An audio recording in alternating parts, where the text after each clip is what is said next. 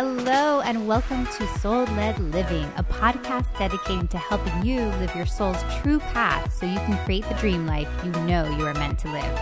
I'm Nikki Novo, your spiritual mentor, a fiery Latina, mom of three, and an advocate for living soul-led. You're here because you're meant to be here. So let's do this.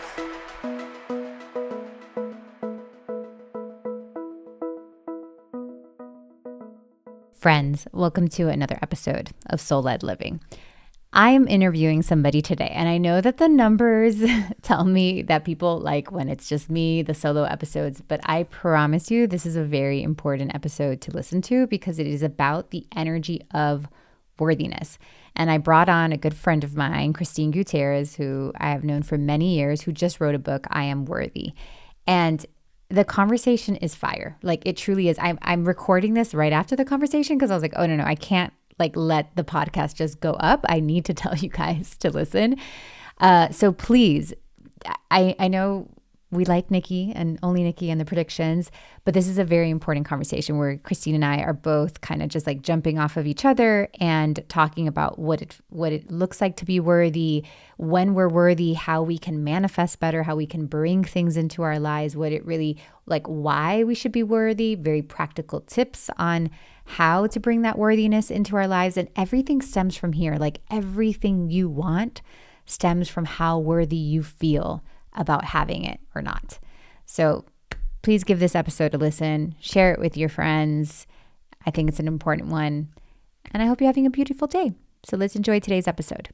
Hello, friends. Welcome to another episode of Soul-Led Living. We have a special guest today. I feel like I only bring on people I love for you guys. And this is just one other human that I love. So welcome to the show, Christine Gutierrez. Hey, Christine. Welcome. I'm so excited to be here.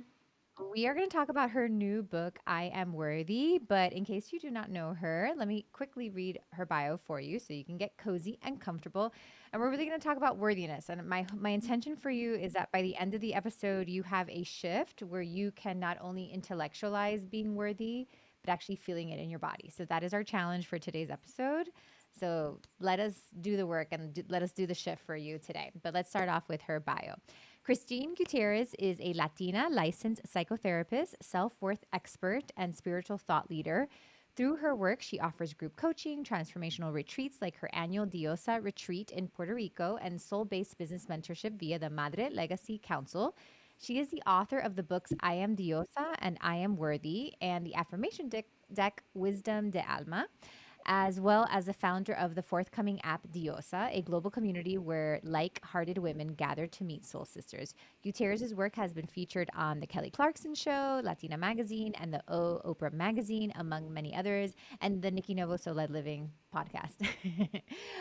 So welcome to the show, Christine. We're so happy to have you. So excited to be here.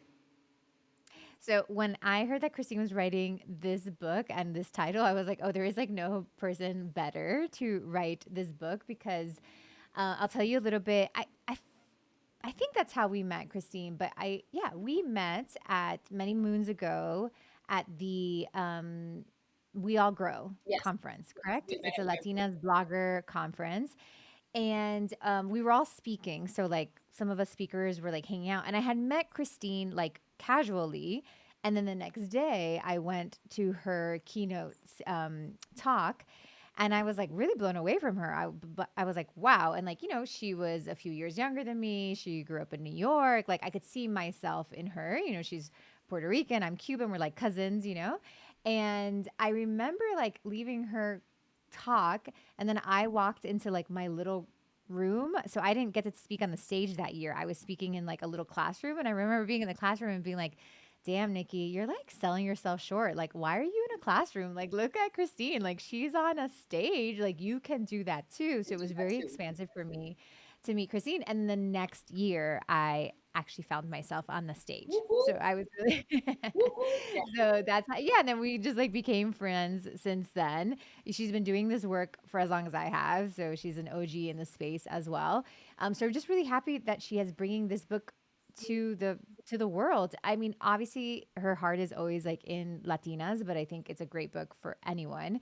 And I was first going to ask you if you would mind telling me, like, why worthiness? Like, how did you come up with that conversation? Why do you want to have that conversation? Yeah, well, first, I love that story. And I also feel like it's such a testament to how, when one woman activates her worthiness, we shed the light for another woman to activate her worthiness.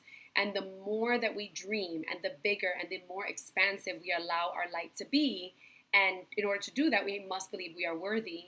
We give permission subconsciously for other women to do the same. So it's very important that we all turn on that worthiness light within, not only for ourselves and for our children, for our partners, for our family, but for the world. And it's such a gift. And I always say that my work is important and the content of my work is important. And obviously, I'm an expert and a licensed therapist and a spiritual mentor for over 16 years now. But also, just the fact as an archetypal figure, as a Latina woman that has this voice and this experience, it also gives permission for other people to do the same. And then you do the same for so many others, Nikki, that you've been doing in your community, and so on and so forth. We keep like spreading the light. So it all comes back to that piece of worthiness. And when I was meditating on my first book is I Am Diosa, and the subtitle of that book is A Journey to Healing Deep, Loving Yourself, and Coming Back Home to Soul. And my second book, when I was sitting with what do I want to write, I always ask Spirit, God, whatever you want to call it, what is the soul of the book? I believe everything has a soul. And very, very clearly it said to me, the soul of the book is a revolutionary energy around the revolution of worthiness. This is a worthiness revolution, it said. And it was like, you are meant to write this book on worthiness and to remind people that it is a revolutionary act to claim their worth and to break out of the spell of unworthiness. And it was very specific in that this is a spell of unworthiness. And when we break out of the spell of unworthiness, we can actually remember that we are innately worthy, that we don't need to do anything outside of ourselves to be worthy. And really, all of my work comes back to that main principle of how can we shed all of the childhood wounds, all of the wounds that we've experienced in our early adulthood or later adulthood, no matter what age you are, and how can we return to that remembrance that we are inherently worthy beyond everything. So it just made Are sense. are we inherently worthy because we are divine? Why are we inherently worthy? Great question. Because the divine made us that way. And so we are all children of God, Spirit.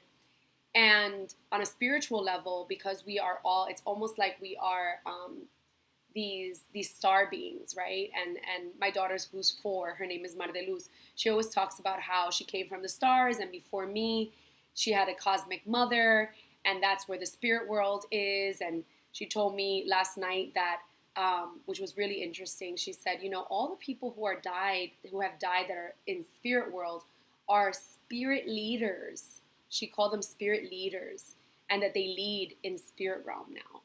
And so for me, it reminds me that we are these pieces of the divine. And when we come to earth, sometimes we forget that. The first act of amnesia is that we are removed from the umbilical cord of spirit world. And so we forget. We're like, holy shit, I'm here on earth now. I have to do my earth mission. And some of us, many of us that are the light workers here that are doing the spiritual work, some of us remember more, right? And those are usually like the black sheep of the family, etc. But still, they're human and they have to go on their effed up journey to forgetting their worthiness to then reclaiming their worthiness and going through these spiritual life lessons, right? So we are part of the divine.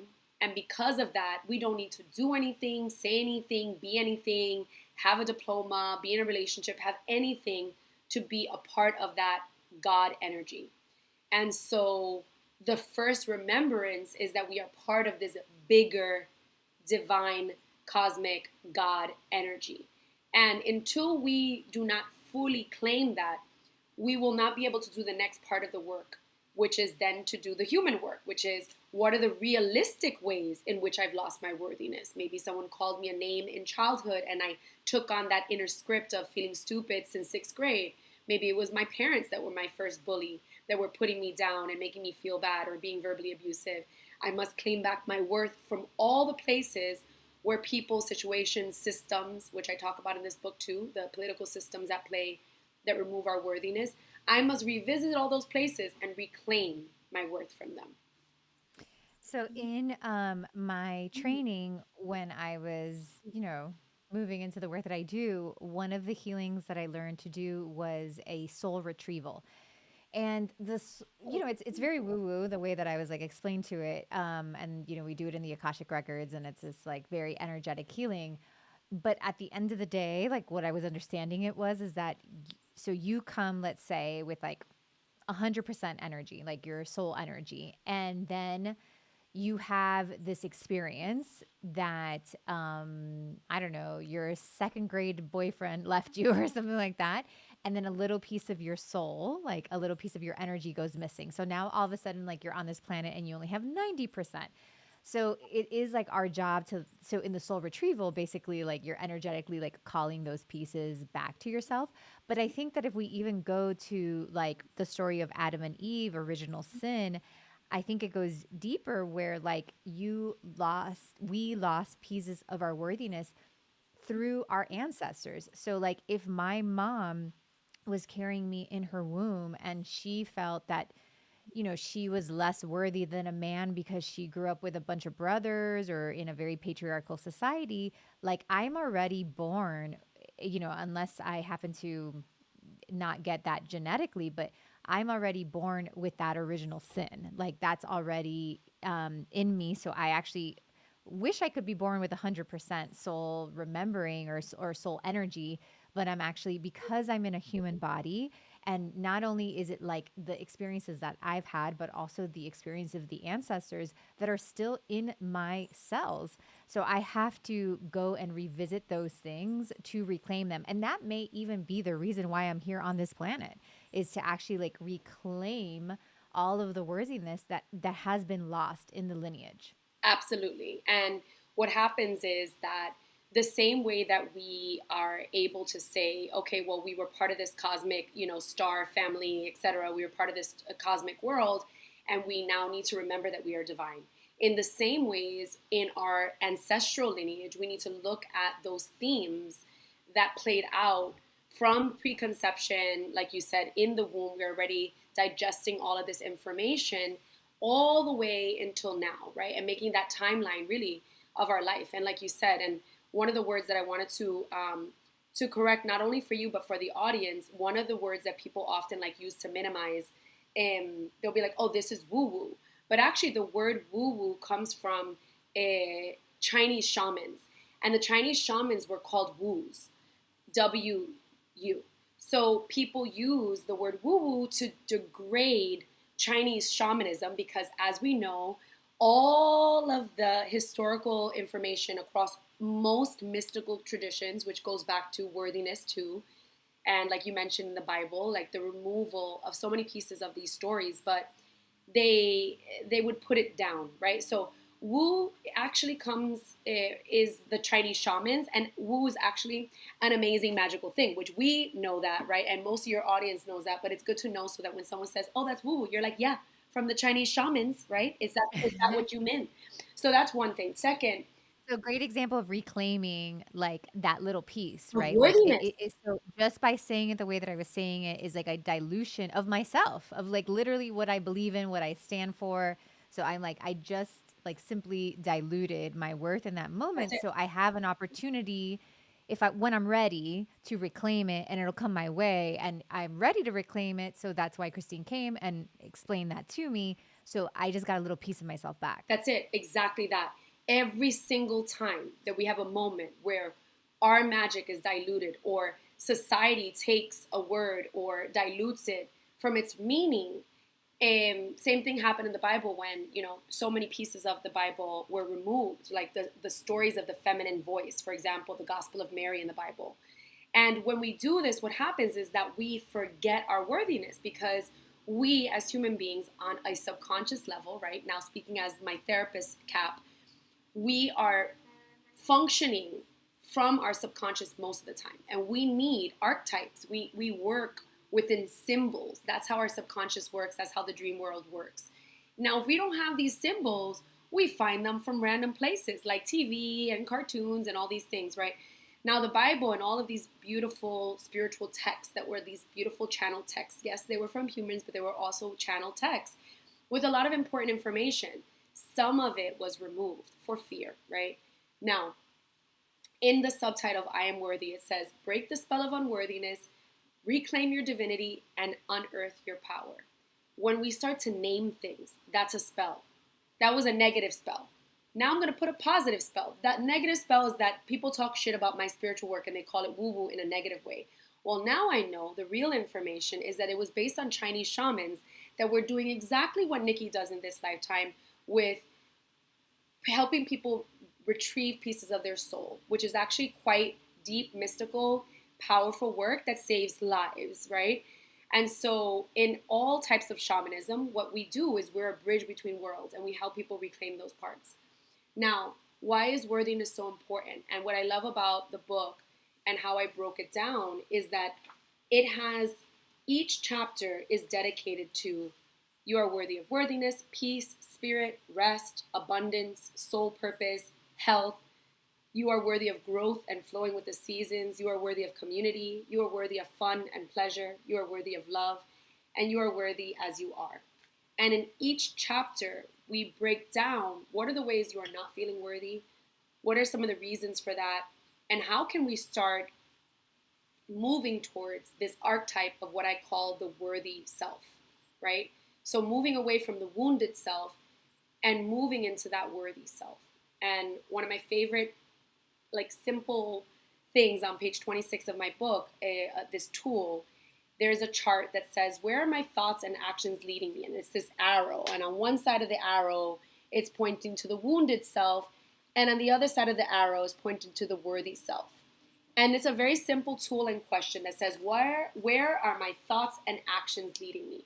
Is this leading me closer to my wounded self, or is this leading me closer to my worthy self? And this is a tool that I use every single day, that I've used with all of my clients. It's so practical. It's so actionable. When people ask me, what's your favorite easy way to activate your worth?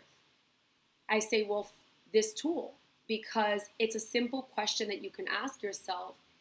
And if you don't know yet who that worthy self is, you can close your eyes, and there's a guided meditation in the book and many different exercises.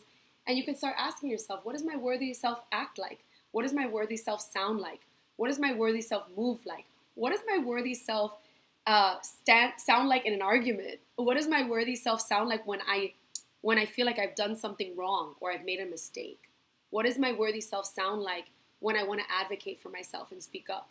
What does my worthy self sound like when I want to claim that I want to make more money? What does my worthy self sound like when I'm thinking about my dreams? Is she brave? Am I brave? Am I courageous? Am I confident? Am I rooted? What does my worthy self feel like? Right? What is my worthy self dressed like? Kristen, I love that example. It's very practical, and the reason I love it is because I always say when we're talking about intuition and when we're talking about like hearing your soul self, like people are dying to be able to connect with their soul selves and really access their intuition, but a lot of the times that intuition that's trying to come through is being filtered by these like unworthiness filters, basically. So typically I can tell that the information's like coming through for somebody, but I need to give them a filter where they can like really get the truth of it, because intuition is like coming through all our senses, but then our cute little minds, which is so so helpful in many ways, but it does like filter it through our own experiences and through how we feel about ourselves. So even if like you're trying to get an answer from the divine or the universe, however you're connecting, you can say like, this is my question.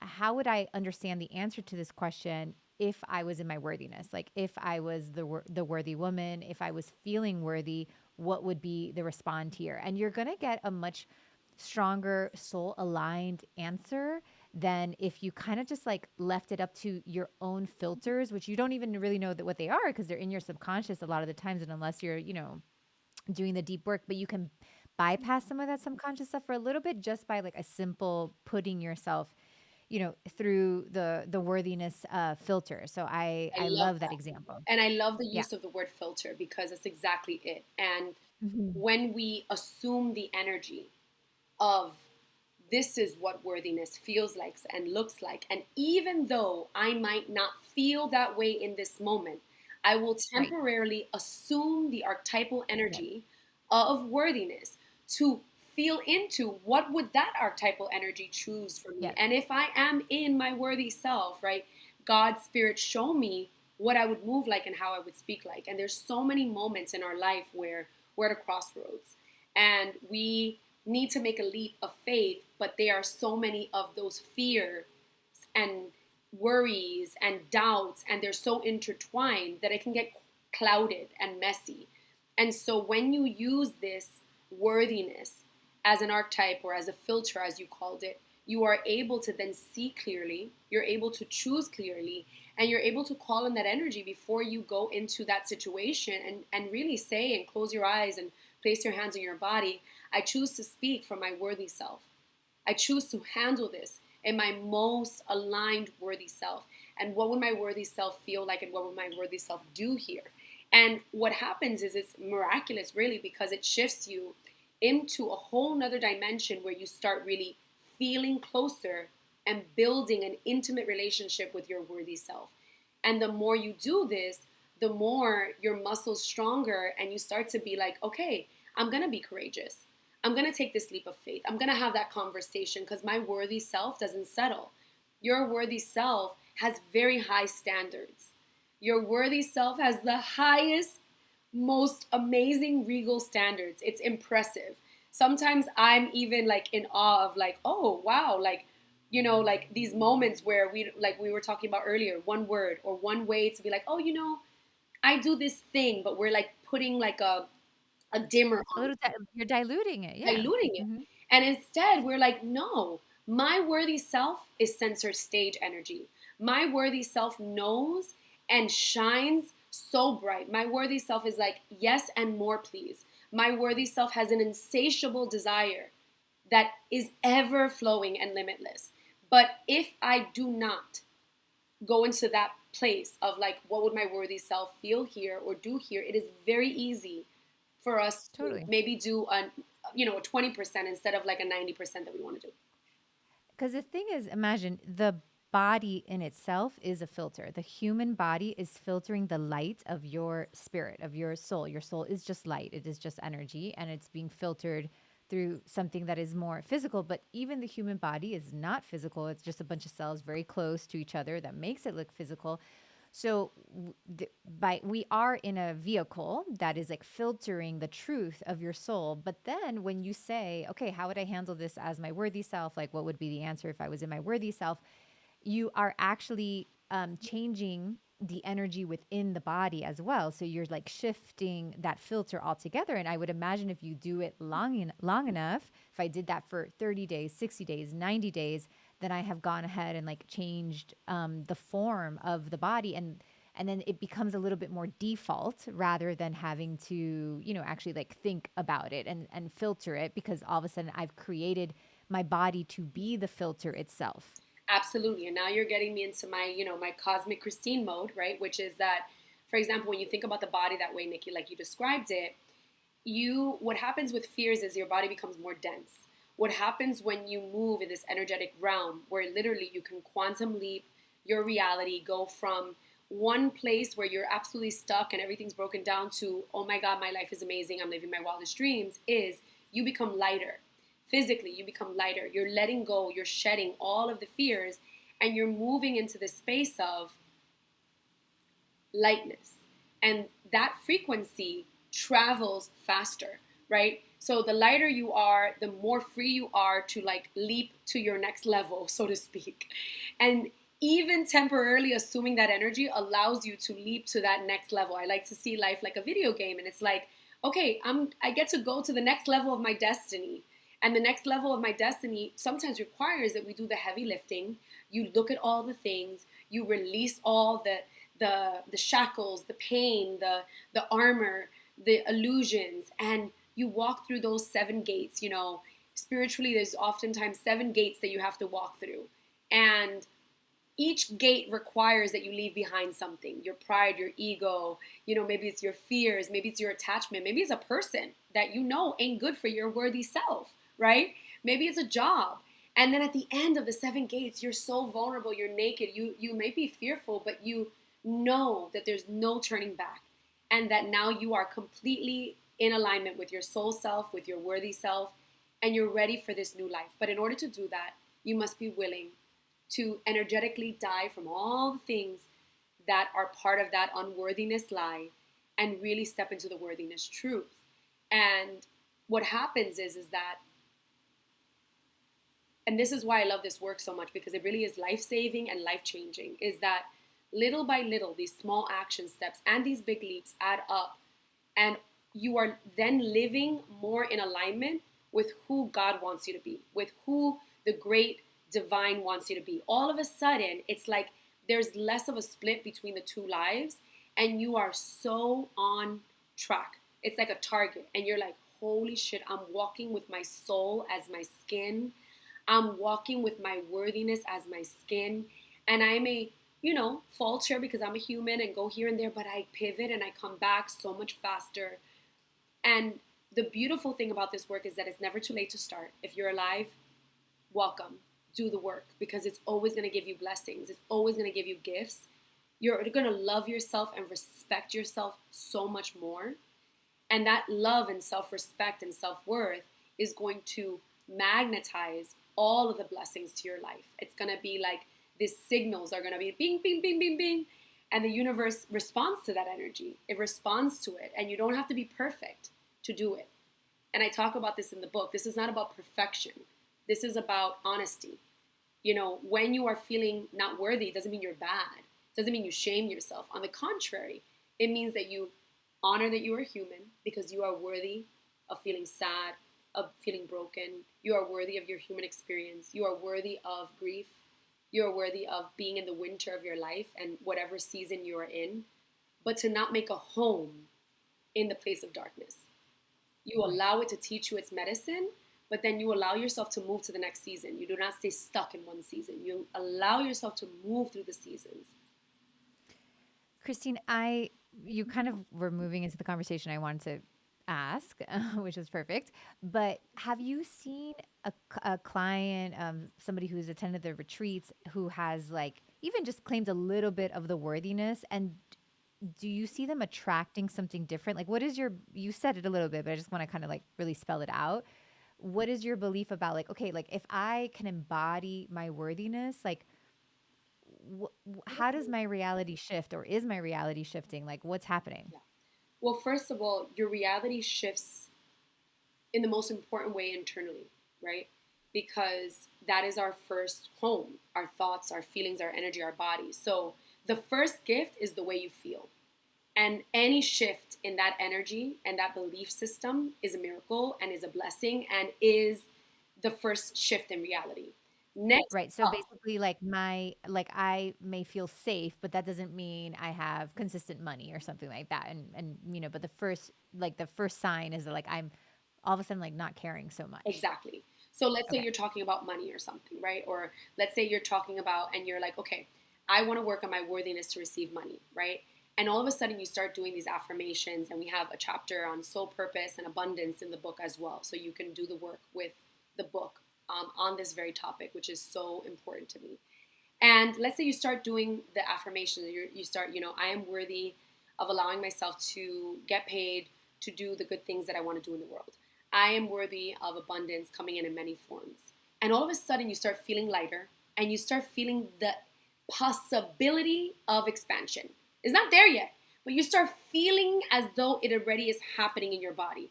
This is the miracle. You know why? Because there is no such thing as time. Past, future, present, it's all happening simultaneously. The moment you can feel that in your body, now you've opened the portal into a new dimension. All of a sudden, it's like all of the cells of the universe are like, bing, bing, bing, bing, bing. She's changing. She's changing.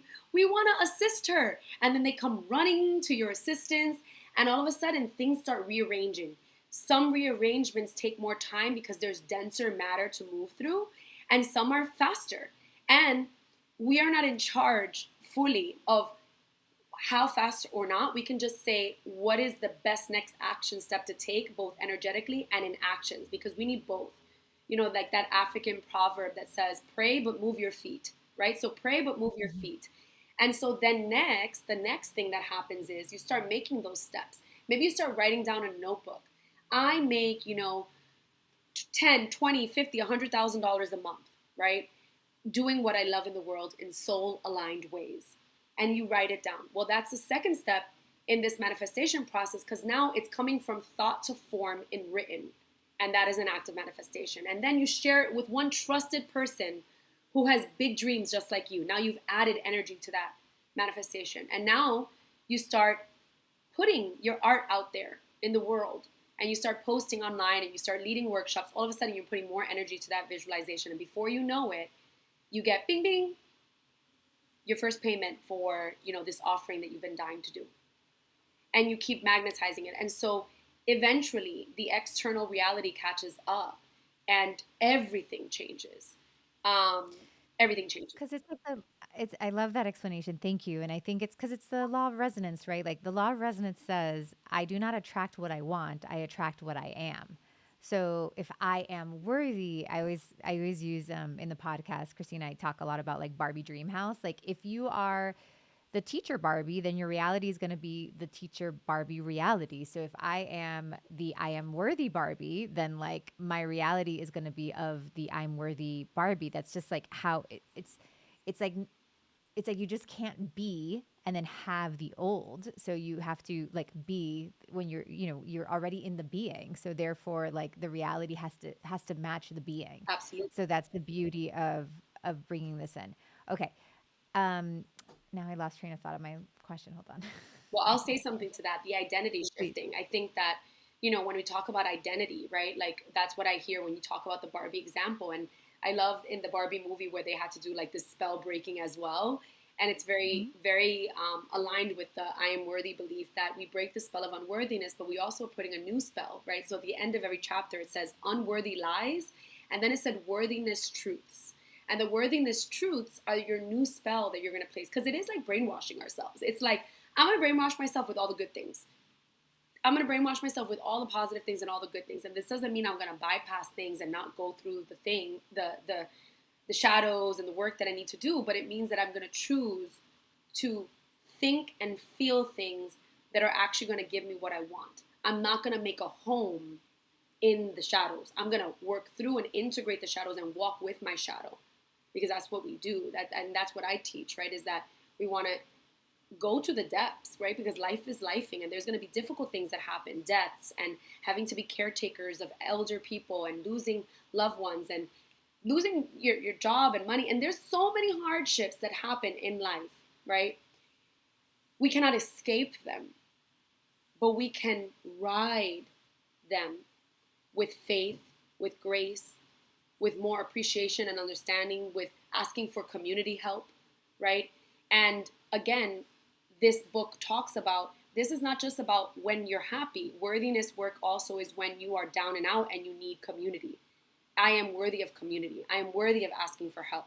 I'm worthy of being a human, right? And so our identity is something that we get to play with. And if an identity isn't working for you anymore, then give yourself permission to let that identity die and use another identity that allows you to really honor, a happier version of reality for you, right? A happier Yeah, version. I mean, I don't I think that if you are using mantras like this to bypass or sorry, you find yourself in a place where you're accidentally bypassing, it's only because you're scared to go to the depths. Because the truth is, in order for me to align with I am worthy, shit's gonna hit the fan. Everything that is within me that is not in alignment with I am worthy is going to come to the surface. That's right. I, I've shared the story a million times, but 5 years before my husband and I bought 30 acres of land, we said to ourselves, like, we want to be land owners. Like, we are worthy of land. Those fucking 5 years were like the worst 5 years. I forgot about the freaking land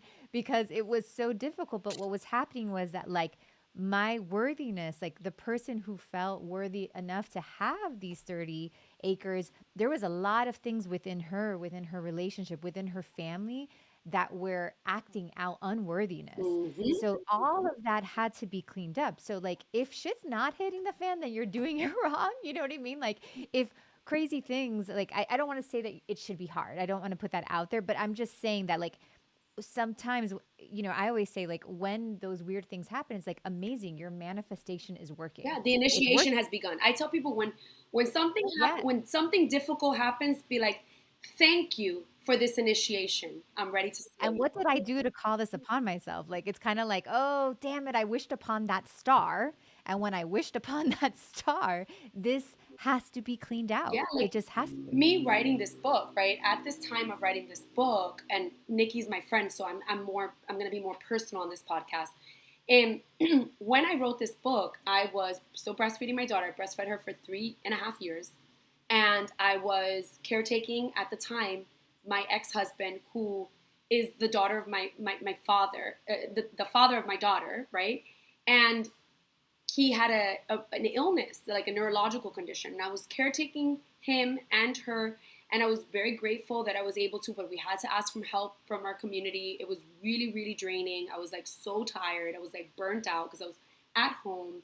I had help, but I was the kind of mom that I had help, but really like the nanny was there for me to like cook and clean up, but I like wanted her within my sight at all times anyway.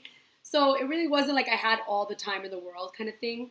And I remember thinking when I wrote this book, oh, anything that doesn't feel worthy is going to come up here. And as I ended the writing of the book, I realized that I was like, you know what? I've always worked on and I've always been very transparent about the love aspect of my life. As a Scorpio, the underworld, just that's where my lessons came in. Some people have lessons more money and worthiness, and some people have a mix of a few, but there's usually some dominant area of our life where we have deeper lessons to work through. And I was like, you know what? I am the kind of person, I'm like a unicorn. Like I like magic. Like I like unrealistic kinds of magic. And I'm 39, I'm gonna be 40 in November 2025, right? So if you're listening to this in the future, 2025, 2040, this is a big year. And it's like the year where I was like, the F it, right? Like I ran out of fucks to give, and I'm like, I really want to own that I'm a magical human. My Instagram name is Cosmic Christine. I like cosmic things. I like magical things. And I want a love that even though it was a certain kind of magic, and for most people, it represented so many healthier things than most people have, right? And this is the same thing in business, where I was like, well, I could be a regular therapist and have a magical, career, and most people think that's wonderful. But I don't care what most people think. I care what I, Christine Gutierrez, what my soul thinks, right? And I was feeling like I want more. And there was a guilt in that. Like, I'm not getting cheated on. This is not bad relationship. Like, no relationship's perfect. Like, why not? And I was like, I want magic. And I remember thinking that our love could blossom more as just co-parents. And that God gave me a visual. I get visuals a lot. And I got like a little glimpse. And it was of my daughter seeing me in the kitchen with someone who was madly in love with me, and we were kissing. And she goes, ew, mom, gross, but like happy. And I remember feeling like it's that romantic, like notebook kind of love, but Latino style. That's what I want. And I held on to that vision. And I didn't know how it was going to happen. And in the process of this book, we had a beautiful separation. It had ups and downs, but it ended with the most like amazing ending, which is like peace, love, conscious co-parenting. We hang out, we go to the movies with our daughter, like, and I met the love of my life, who is my king, not just my partner, but my romantic equal, who my daughter looks at and she goes, you and Christian have romance love. You and Papa have friendship love. And she knows it. Like I know it. And for me, I got tested. And I feel like sometimes we stop the test. Like we think we're doing good, and we're like, well, I got a 90%. But some of you that are listening might be people that have wild desires. And sometimes people with wild desires have a lot of shame for having such big dreams, for wanting so much. Like, because we're like, wow, I'm so much better than most. Why don't I just stop? but you are not allowed to cap the desire that spirit placed in you. If spirit placed those desires in you, that is because you are meant to light up the world with that. And I had to give myself permission to believe that I was worthy of reinventing myself again and allowing myself to own that desire, even though things were good or okay and could have been okay. I wanted even more. And this is the same thing that happened with my job when I was a therapist and I said I want to start my own soul business. And people will judge you. A lot of people will judge oftentimes when you are that kind of person.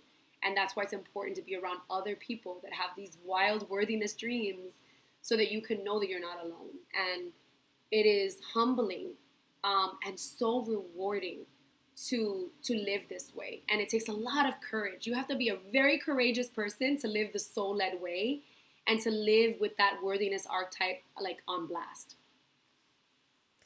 I love that story. And I think that, especially when it comes to relationships, I get asked that question all the time. Should I stay or should I go? And I always say, like, that's not your decision to make. Like, you hold the highest vision. I did the same thing, Christine, and you know that my story just turned out different. I was like, I'm wildly in love. My husband is fit. My partner's fit, like all these kind of things. And my husband just became that.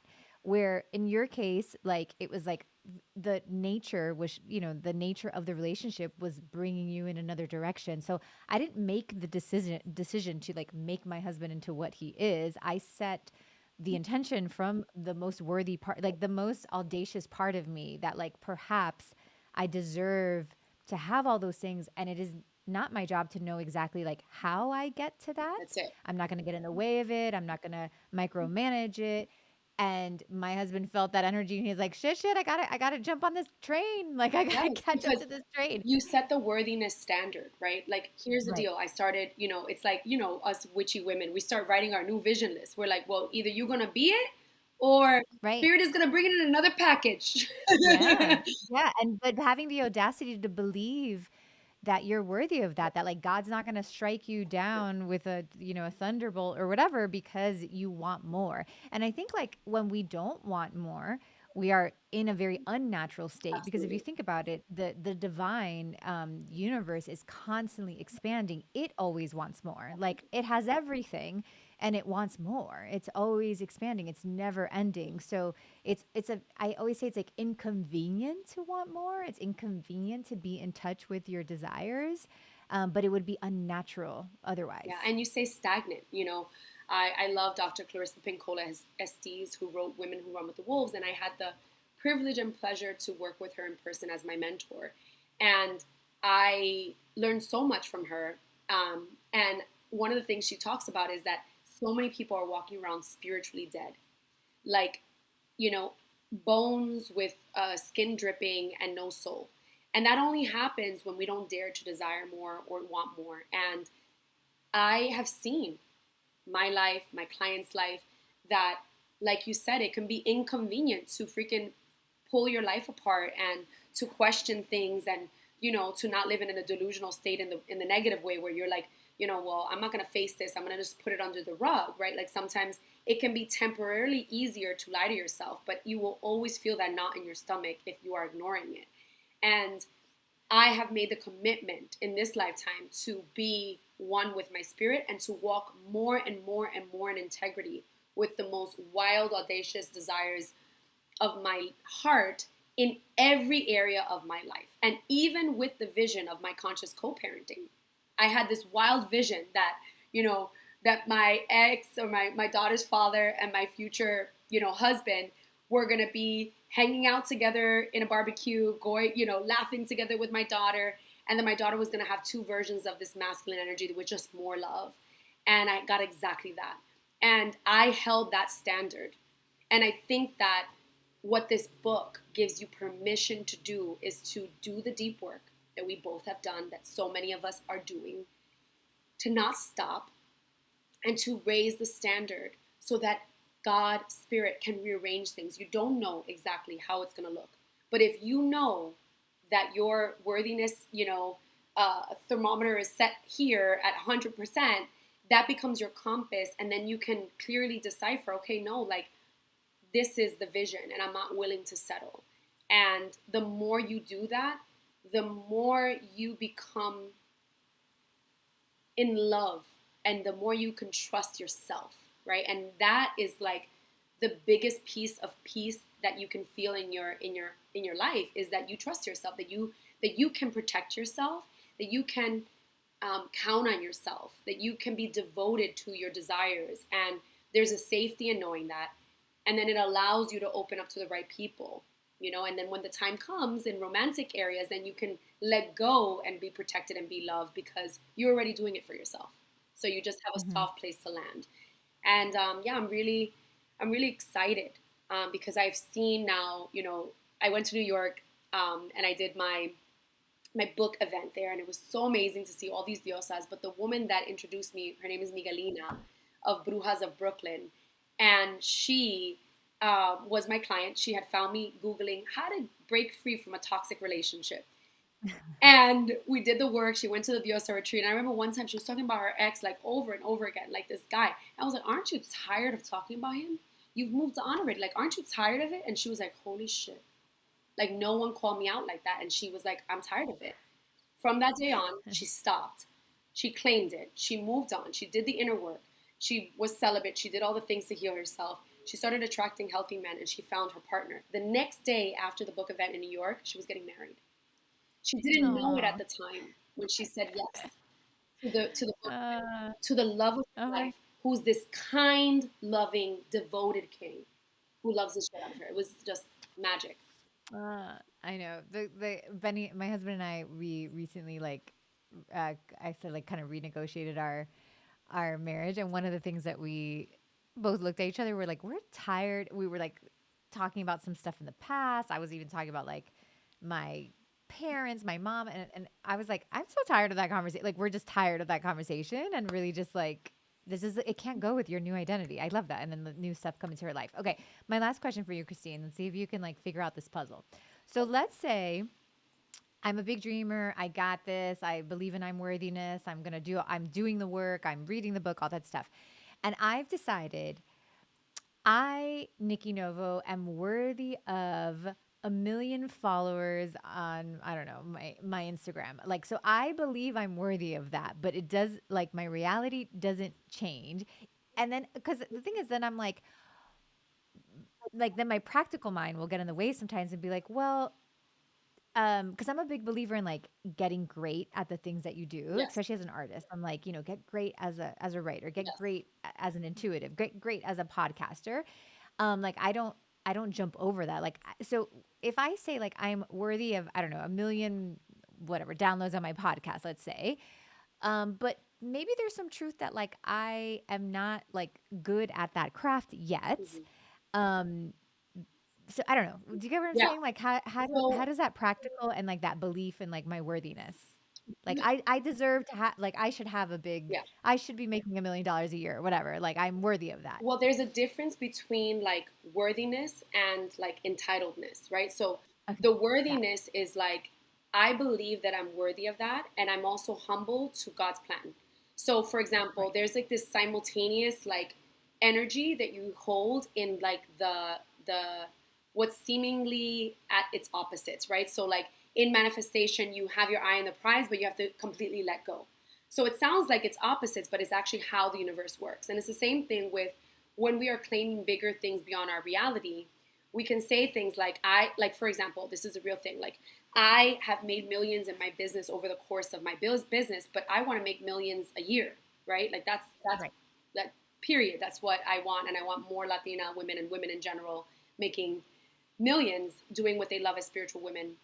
Now, there is a patience of God's timing, because you plant the seed and you can water it and give it love, but we don't know because there is a mystery to life. So surrendering to the mystery. Also, my greatest vision is impact. I'm going to focus on the impact that I want to make in the world. And every person is a universe. And I always say every person is a universe. Whatever I focus on magnetizes. And maybe God has it that you're going to magnetize and you're going to have one reel that goes viral. And that one reel is going to hit over millions of people, right? And every person is soul. Maybe you are going to impact one very special soul who has a podcast that has millions. So now your work has impacted that leader that has viewed millions, and it's really your seed that was implanted in her heart that now reaches the world in different ways. The form might change and the timing might change, but the importance is to stay believing in whatever energy you want and not being fully attached to when or how it happens, staying in the present moment of your dharma, of your purpose. How can I give my all? So I am a person that, like you, I have very big desires, and but I try not to limit it to my numbers, but I do put numbers, right? I do say this number and I want this number, but I'm more interested in the impact and the energy because I know that that will eventually add up, right? And that's when I bring it to God, that's when I bring it to spirit and I say, I want to make bigger impact. Show me how my spirit is meant to make impact. You know, I've been able to get book deals with a very relatively smaller following. So I also feel like I have a very unique, like, I don't know, God uses us all differently. Some people are meant to blow up right away. They get found in the street, they're playing guitar and they become Justin Bieber, right? Some people are like quiet superstars that impact the lives of many big leaders. And you're like a quiet superstar in the background and like they just go blow up, but you're the one that they go to. You know, I've had like a micro movement where I have like a smaller following, but massive impact. And then I get featured on these very big platforms and these very big things come to me. But it's not like I have 100,000 followers. I have a smaller 32,000. It's not that, you know, it's not that much. So I just trust. And I think that there's that element of trust where it's like, God, lead me to my dharma and lead me to impact more and keep me aligned with making the steps and the education and the tools that I need to figure out how can I reach more people? How can I get more creative? How can I do more reels and more content that is in line with my soul? And just have fun. I think having fun is so important and trusting that spirit will give you everything you need. When your heart's in the right place, everything will align. Yeah, and I think also it's like, let's say wanting to make a few million a year is it's important to give it a number. We live That's right. in a human world. But then I think then the next thing that will be asked of us is like, well, what is the energy of making $3 million a year and then existing in that energy? And like you were saying, like you said earlier in the episode that we were that you're like you're feeling it first. So like a lot of the times we think we're knowing it. Like I'm knowing I want 3 million. I know it. I know it. I know it. But I don't Yeah. feel that I have 3 million. That's right. And then making I'm those not feeling. action steps. Once you feel Yeah. it, it's like, okay, well then Yeah, how do because I we're how do seeking. I reverse engineer this number and what kind of programs do I want to do? And so it does Yeah, take legwork. Pray but move your feet, like the totally. African proverb says. And also Yes, I really do think there's a mystery to everyone's life. And there is like life would be so boring if we knew everything. So let God surprise totally. you. Let God surprise you and be Yes, open to surprises. Surprise me. Surprise me in my dharma. Surprise me in my purpose. Surprise me that when I'm doing my work in the world, you surprise me in a way that I least expected. Surprise me in my love life. Surprise me in all the best ways. So that we keep open to that like that joyful energy and that we don't get discouraged when things are not happening. The worst thing you want to do is get discouraged when things are not happening. Be grateful, stay on track, you know, focus on that one person you're helping. One person is a whole universe and the rest will line up. And yes, get practical. Yes, write down. Yes, do research. Yes, get smarter in what you need to do. Those things are all true. But have fun while you do it and don't just do it for the result. Enjoy the process. totally. Yeah. Totally, of course, like and to and I think just ending the episode with I think the final goal is to know I am worthy beyond having the 3 million. I am still worthy if I don't have 100 followers online, like to be able to exist like that may very well unfortunately be the path, like to be worthy even without any of that Yes, stuff. and that's the balance, right? Is to be able to say, I can want this thing, but I'm still worthy without it. That you hit the key. This Exactly. is the perfect way to end, right? So you get to hold the vision of everything you want in your life, but usually the way it happens is that you know that your peace, your worthiness, going back to that first thing, is so deeply inherent that you don't need those things. I didn't need the book It would be published. fun to have it. That's it. It's fun. It's fun. It's a game. It's That's it. fun. And that's why you were saying, like, you have to have fun in the process because the things we get are just like the fun part of the game, That's it. but the worthiness The worthiness is the rock. is the That's goal. the glue. And everything else that gets to stick based on that inner worth. So I pray that all of you take the time to break free from the spells of unworthiness and code yourself with the codes of worthiness so that you may live in alignment with your most worthy soul self, that you may choose the choices and the thoughts and the behaviors that align with your worthy self, and that you know deep in your bones that you are worthy no matter what. I love it, Christine. And let's just see what finds out. I mean, let's just see what happens. Like if you're in your worthiness, like what happens? Like That'll be just magical. being curious to see like what happens. So, you guys check out this book. It is such a good one because it is Christine. It is both practical but also spiritual. That's right. She's a therapist, so you know me. I'm always like, please do not spiritual bypass. Just because I talk about spirituality, I go to therapy. I do very heavy therapy. And that's why I love your work and support everything that you do. You can get this anywhere where books are sold. And you're supporting a Latina woman, which I'm always passionate about. So check it out. Thank you for being on the show, Thank you, Christine. I love Mama. you so much. Love you.